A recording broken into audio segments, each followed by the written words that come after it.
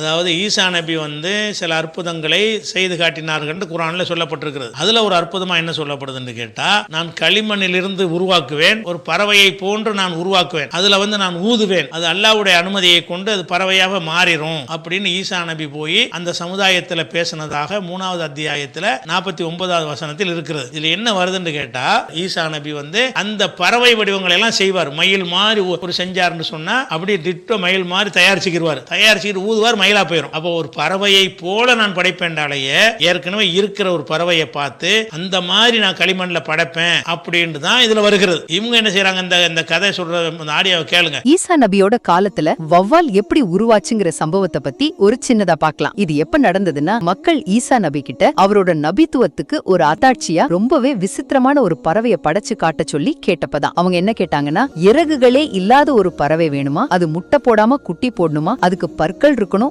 மனுஷங்கள மாதிரியே சிரிக்கணும், கடைசியா தலைகீழா தொங்கிட்டு தான் தூங்கணும்னு கேட்டாங்க. ரெண்டாவது, ஈசா நபி இந்த சவாலை ஏத்துக்கிட்டாங்க. அவங்க களிமண்ணையும் தண்ணியும் கலந்து ஒரு உருவம் செஞ்சு அதுல ஊதுனதும் இறைவனுடைய சக்தியால அவங்க கேட்ட எல்லா அம்சங்களோடும் ஒரு வௌவால் உயிருடன் உருவாச்சு. ஆனா இதுல முக்கியமான விஷயம் என்னன்னா, மனுஷங்களோட ஒரு கோரிக்கைக்காக இறைவனோட அனுமதியோட உருவாக்கப்பட்ட ஒரே ஒரு உயிரினம் இந்த வௌவால் தான். ஆக மொத்தம் ஒரு சாதாரண மனுஷங்களோட கோரிக்கை இறைவனின் அனுமதியோட ஒரு புதிய உயிரினத்தை எப்படி உருவாக்குச்சுங்கிறது தான் இந்த சம்பவத்தோட மைய கருத்து. இந்த ஆடியோல என்ன சொல்றாங்கன்னு கேட்டா, அது ஈசா நபி காலத்துல வௌவாலுங்கிறது முதல்ல உருவாகுது. அதுக்கு முந்தி கிடையாது. அல்லாஹ்வுடைய படைப்புல வௌவால் வராதான். ஈசா தான் ஃபர்ஸ்ட் படைச்சாருன்னு சொன்னது காட்டுறாங்க. ஆனா இது கட்டுக்கதை. இப்படி எங்க இருந்து எடுத்தீங்க? ஈசா நபிட்ட கேட்டான்னு சொல்றீங்கல்ல, யார் கேட்டா? கேட்டது எங்க இருக்கிறது? அவர் படைச்சது வௌவால் தான் என்று சொல்லி எந்த ஹதீஸ் கிதாபுல இருக்குது? பொய், முழுக்க பொய், கட்டுக்கதை, கப்சா. இது சில தஃப்சீர் நூல்கள்ல இது ஒரு பறவை என்பது வௌவாலா தான் இருக்கும்னு போட்டு வச்சுக்கிறாங்க. அது ஆதாரம்லாம் கிடையாது. தஃப்சீர்ல நினைச்சதான் எழுதி வைப்பாங்க. அப்பட்டமாக மார்க்கத்தின் பேர்ல இட்டுக்கட்டின ஒரு செய்தியை